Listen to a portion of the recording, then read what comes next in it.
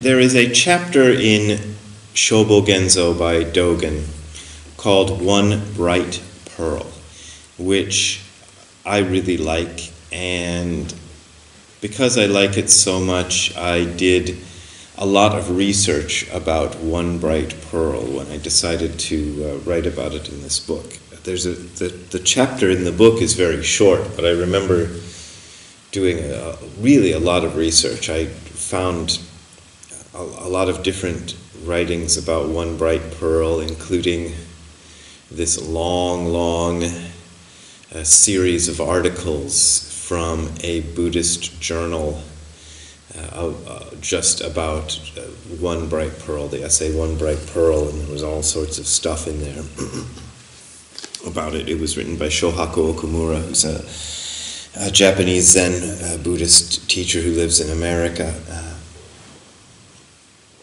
I wrote a series of articles, like 10 articles, just about One Bright Pearl, tracing the origins of everything in that. So I studied that, and I studied a bunch of things.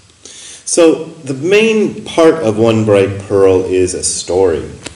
And this is the part that I think I talked about at Benedictushof, because the story appears in One Bright Pearl, and it also appears in a book by Kobun Chino Roshi. The book is called Embracing Mind, and several times I've brought the book Embracing Mind with me when I have been here at Benedictushof. Kobun Chino was my first Zen teacher's teacher. I never met Kobun. I spoke to him once on the telephone. He called Tim's house when I was living with Tim, wanting to talk to Tim, and I picked up the phone and I said, "Oh, hello, Kobun. Let me go find Tim for you. Hold on." That was my conversation with Kobun. That was the only time I talked to him.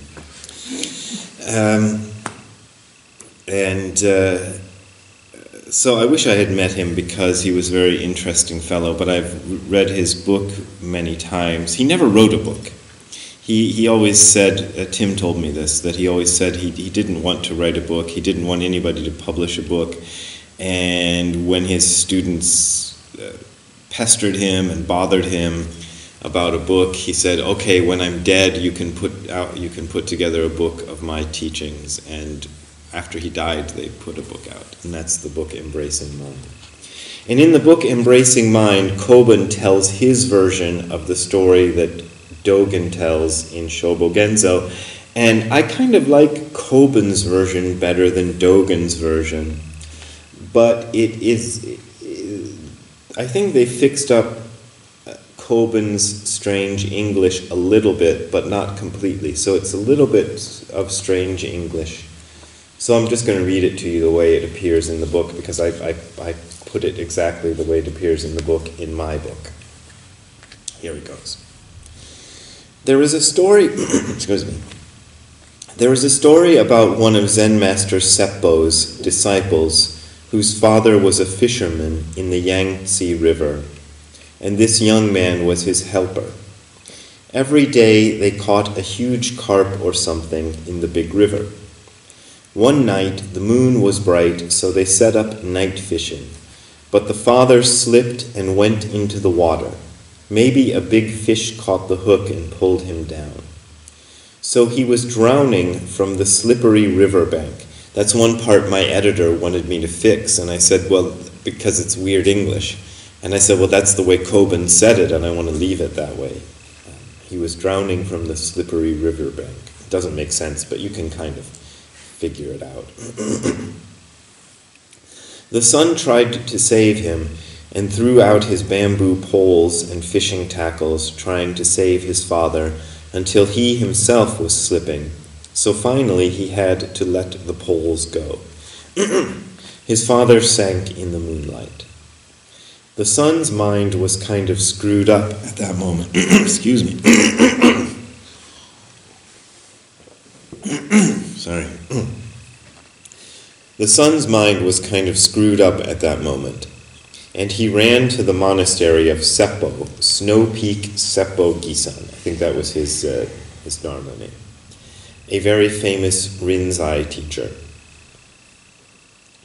After years of practice with Seppo, the disciple whose name was Gensha, Gensha is the person we've been talking about, whose father was drowned on the riverbank.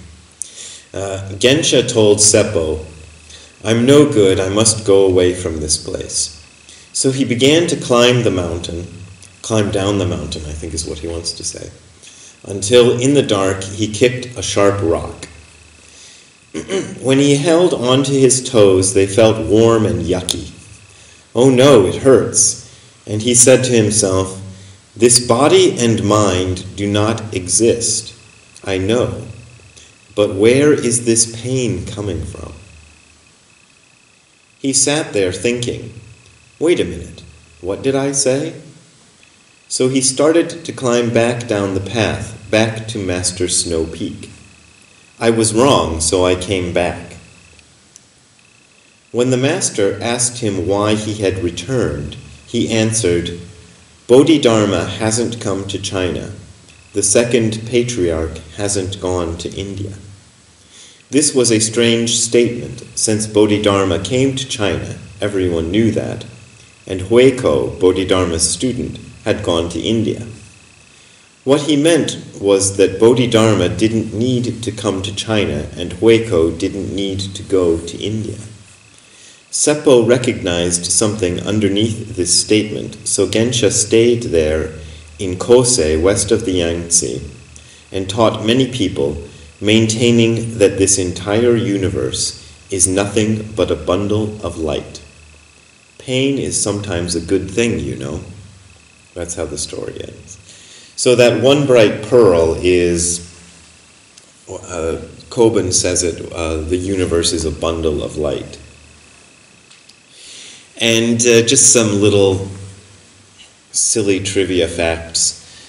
The word that's translated as pearl, I don't know, there's probably a German version. I'm sure Gabriele Linnebach has a version of this in her translation of Shobo Genzo, and maybe she gets it right.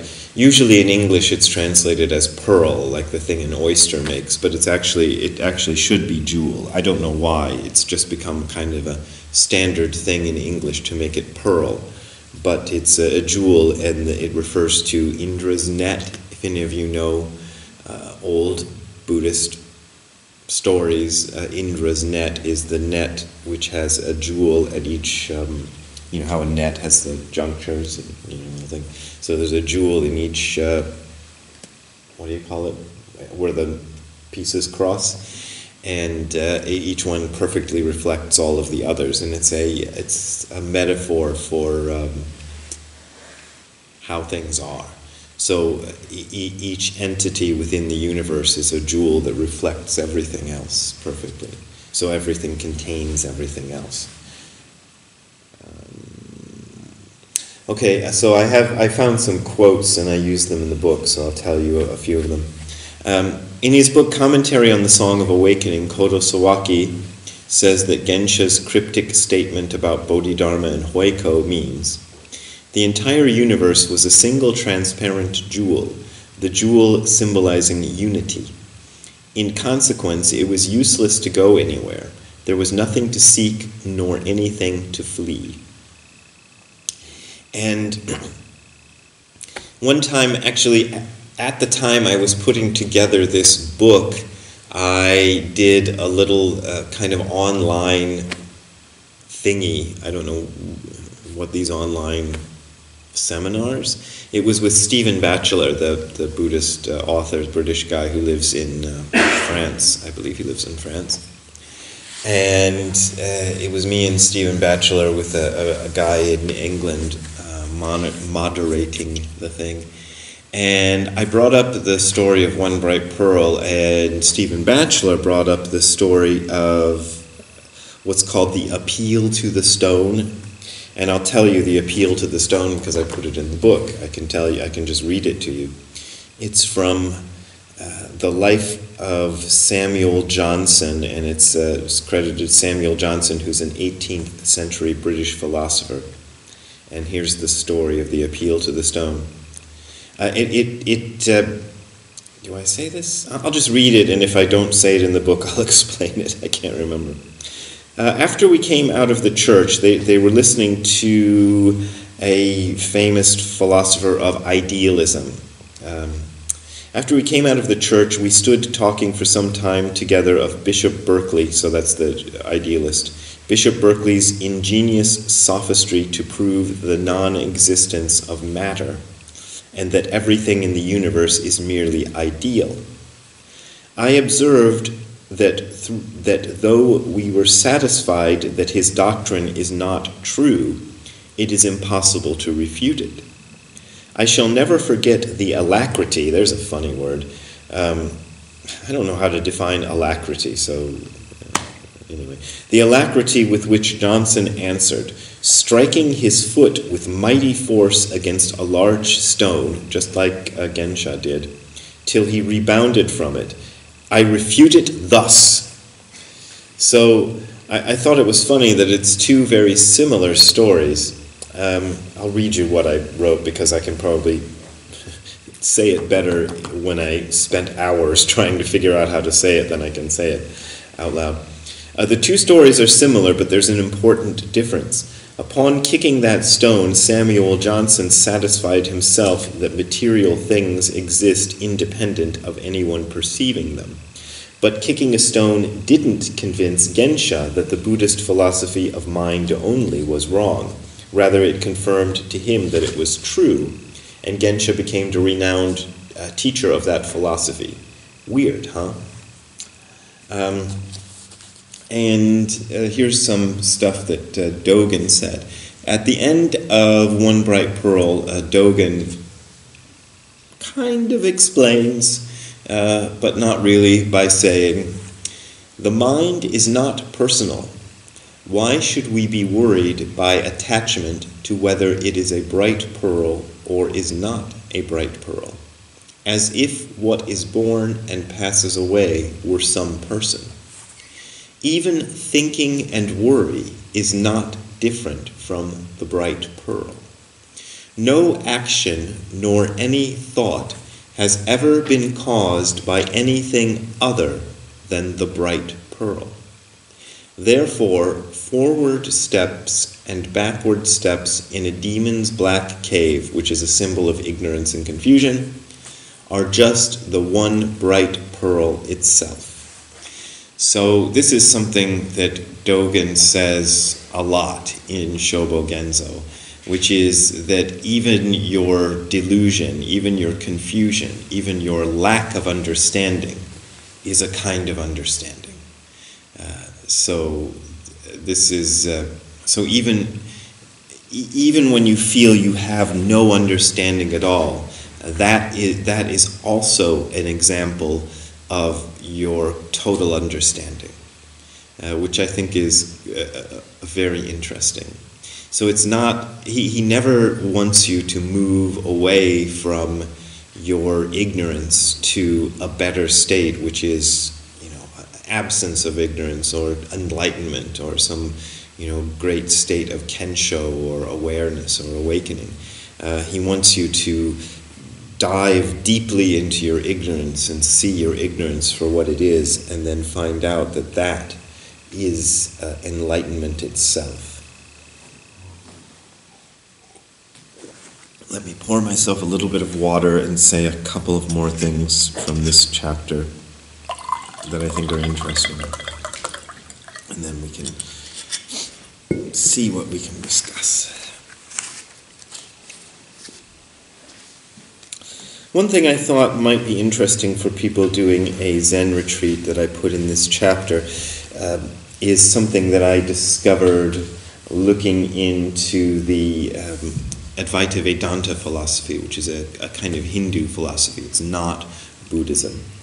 And this was not invented by Nisargadatta Maharaj, but I found it in a book by a guy named Nisargadatta Maharaj. And it's Advaita Vedanta's kind of description of what happens with thought. And sometimes when one is doing zazen for a long time, you can sort of notice this. I like it because it's a kind of a good way to describe something I noticed while doing Zazen. So I'll just read you what I wrote about it here. This is just my summation of something that I read in another book. In the Advaita Vedanta tradition, there's a name for the stages by which a thought appears, matures, and finally becomes something that you can put words to. The first step is called para, or source consciousness. Most people are completely unaware of thoughts at this stage of development. Next comes pashyanti, or thought emanation. At this stage, the thought begins to take on a form. Most of us aren't aware of this stage of the process either. Then there's the stage called madhyama, in which the thought appears in the mind. This is the first part of the process that an ordinary person notices. That's what I first started to notice in Zazen, and then I eventually, after a few years, started to kind of become vaguely aware of the other bits. The final stage is called Vaikari, which means language explodes out. This is where the thought becomes a set of words. We mistakenly believe that these thoughts are produced by a self. So that's that, which is kind of neat. And then there's more stuff. Here's something else that's kind of neat. This is Dogen talking about mind, which I talked about yesterday, so this might be interesting. Mind as mountains, rivers, and the earth is nothing other than mountains, rivers, and the earth. There are no additional waves or surf, no wind or smoke. Mind as the sun, the moon, and the stars is nothing other than the sun, the moon, and the stars. There is no additional fog or mist. Mind as living and dying, coming and going, is nothing other than living and dying, coming and going. There is no additional delusion or realization. Mind as fences, walls, tiles, and pebbles is nothing other than fences, walls, tiles, and pebbles. There is no additional mud or water. Because the state is like this, mind here and now is Buddha, that's a quote, is untainted, mind here and now is Buddha. That's a quote. All Buddhas are untainted Buddhas. This being so, mind here and now is Buddha, is the Buddhas themselves who establish the will, undergo training, realize Bodhi, and experience nirvana. And one last little quote that I want to share, because I like it, is this. This is a very complicated sentence, and it's just, I'll just give it to you. Mountains, this is Dogen. Mountains, rivers, the earth, and human beings are born together. The Buddhas of the three times, past, present, and future, and human beings have always practiced together. Thus, if we look at the mountains, rivers, and earth, while one human being is being born, we do not see this human being now appearing through isolated superimposition upon mountains, rivers, and earth that existed before this human being was born. Very complicated sentence, but I like it. And I'll give you some other sentences that might be easier that I thought kind of say the same thing. This is Kosho Uchiyama, who's a contemporary Zen teacher. He's earlier in the 20th century. When I took my first breath, my world was born with me. When I die, my world dies with me. In other words, I wasn't born into a world that was already here before me. I do not live simply as one individual among millions of individuals, and I do not leave everything behind me to live on after me. And another phrase, Dainin Kadagiri, another contemporary Zen teacher, also lived in the 20th century. When beings appear, why do you happen to be in the particular... When beings appear, why do you happen to be the particular being that you are now? You don't know exactly why, but you are a being whose life is already supported by the vast network of time and space. When a particular being arises, it is not just one thing that arises. All beings arise simultaneously. One thing can't arise alone because all life is deeply interconnected and nothing has its own independent existence. When you are born, the whole world is born with you. When you die, the whole world dies with you. And one more, this is shorter. This is from Kodo Sawaki, another 20th century Zen teacher. When we are born, our universe is born too. When we die, we take everything of our universe with us. So those are some crazy things that we know for sure can't possibly be true that are said by Zen teachers who must be